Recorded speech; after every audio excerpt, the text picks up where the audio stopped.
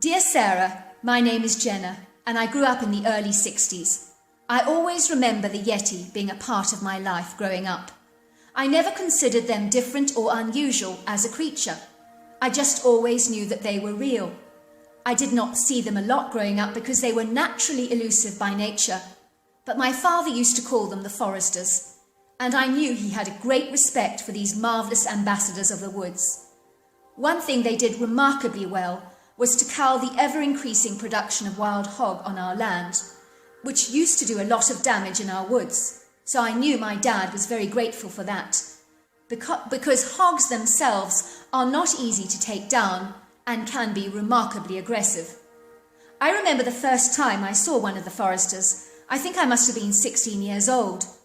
I remember watching a forester swinging from one tree to another like a monkey, using his long arms to effortlessly maneuver his body like a superb gymnast. The tawny, browny-haired, humanoid bipedal creature was about 6 foot and 500 pounds, and his agility was tremendous. Truly, this thing took gymnastics to a whole new level, and I could not understand why such a hefty creature could appear so weightless on branches that may well have been lighter than he was. How did he manage not to break them? How on earth did he avoid doing that? It was almost like he redistributed his weight so that it did not put too much strain on the branches. I remember clapping at the time, and then he mimicked my clapping back to me and continued to perform some clever acrobatics on the tree. I could tell he enjoyed my response to his performance, and by the looks of him, I think he enjoyed showing off. I got up and walked to a nearby tree and tried to imitate the creature. I was surprised that he hadn't run off into the woods, but continued to observe me trying to perform my chaotic stunts that made me look hideously clumsy. I even did a handstand on the grass with a couple of cartwheels, but the creature was not remotely impressed by that. He looked at me sorrowfully, turning his head to one side and chatting pitifully as if he thought my performance was utterly dreadful, and of course it was. Next to him I was like a sack of huge potatoes that had no natural rhythm, no coordination, and absolutely no agility. Another time as a young girl I was swimming at the creek with my brother Adam, and we were splashing around in the water with absolute delight, and suddenly we saw 2 female foresters watching us, and they appeared to find our swimming very amusing. Even though they were on dry land, they started to mimic our behaviour in the water with the movements of their arms.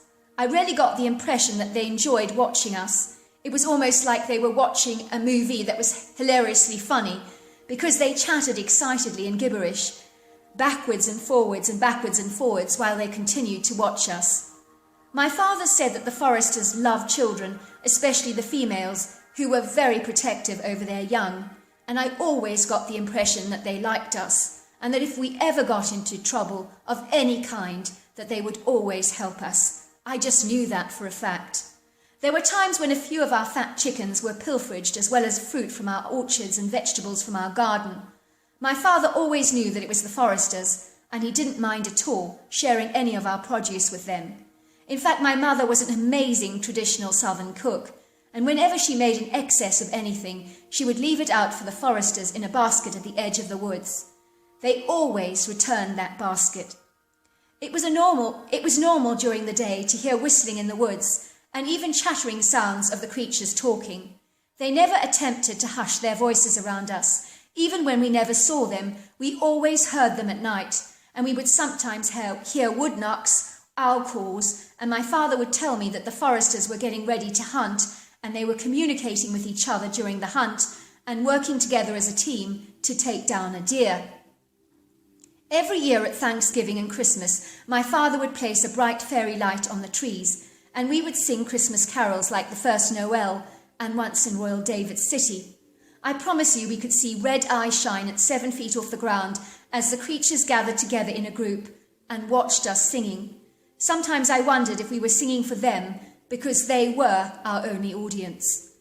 At night, if you saw a forester in the woods, it would almost look ghost-like and menacing because of their unfortunate large dark forms. They would look like a mass of black with long spidery arms and red eyeshine, which could make them look a bit demonic and scary. Also, the way the foresters moved was so seamless and fluid, you could be forgiven for believing they were floating above the ground, which obviously they weren't. So I really believe if I had not known any better, I might have thought the portals of hell had indeed opened. During the day we rarely saw the creatures, but if I did, it would be in passing and would happen so fast because they would move like the wind. You would get a flash of a dark humanoid creature darting across your field of peripheral vision. It would happen so often that I knew it was not my imagination. So seeing them up close and personal was rare. I really believe we only ever saw them out of random chance, or because they chose to reveal themselves to us. I knew when Thanksgiving came, they sensed it was a special time of the year for us, and I could tell they loved the bright lights on our outside trees, because they did take down some of our Christmas lights and tried to put them up on top of a tree in the canopy in the woods. But without electricity, they invariably did not work. Of course, they never understood why. My father would go out into the woods to shoot a turkey for Christmas and Thanksgiving, and he had his eyes on this humongous turkey that he never managed to take down, and I know it frustrated him. Every year, this massive turkey managed to evade my father's trigger. It was almost like he was teasing him. He became more and more determined to get this thing, but invariably always failed. He came to the conclusion that he was outsmarted by this feathery teaser. Imagine his surprise when he found the ginormous turkey, perfectly plucked, with several large trout, presented to him on a deerskin outside our cabin door. He knew it was from the foresters. Had they known about his longing to take down this bird? Somehow he thought they did, and he was very thrilled to get it. I would not say they gifted us often, but sometimes, usually once or twice a year, we would find an offering at our front door, like a large wild hog or a 700-pound deer. My father would marvel at their ability to take down something so huge, but the foresters were brilliant hunters, and being easily over 700 pounds and 6 foot tall on average, their sheer strength and agility made hunting very easy for them. During the winter time, the foresters were even more elusive than usual, but I always knew they were around, because when you went into the woods, you always felt like you were being watched.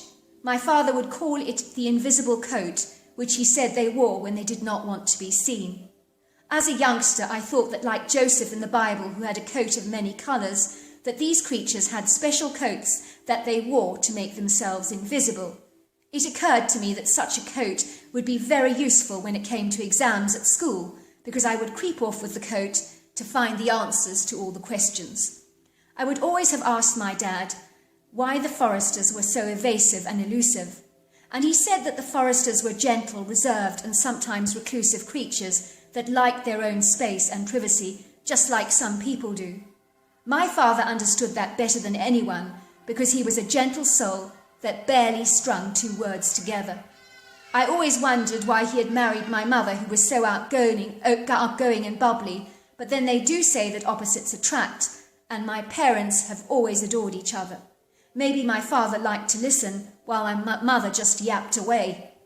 Sometimes in winter I would notice several igloo-like structures in the woods, and I knew the foresters stayed in these structures if it was extremely cold, and only if it was cold. They would always smell a little nasty if you walked inside one of these things, like the smell you get from a sweaty pair of sneakers. In the summers they would make these big teepee structures in the woods, with 700-pound logs strewn over each other, that were so big on the inside, and they would line these structures with bracken, branches, leaves, mosses and grasses to make soft mattresses to lie on. They would always hide the deer they had killed under piles of leaves, and when they finished eating their kills, they would keep all the bones in a large nest at the far end of the forest, which I imagine was their own personal dumpster. I never had any real interaction with the foresters because I learnt to respect them and their boundaries. I never knew that the foresters were an unknown creature until many years back, when I learnt the creatures were known as Bigfoot and Sasquatch. I realised then how privileged I was to grow up with these things in my own backyard. Yet despite living next to them for so long, I never really learnt as much about them as I would have liked to, because they are so secretive, and they do remain in hiding, and they do it superbly. Some people suggest that they have interdimensional abilities, but I know nothing about that, and I suppose anything's possible. I never ever came across an aggressive forester, but maybe if we had treated them very differently, with disrespect, they could have been angry, because like people, you do get different types of foresters. So there you are. That's my story. Well, I just want to say I loved that story, and I know my listeners would have loved it. So thank you very, very much for it. Until next time, goodbye and good night.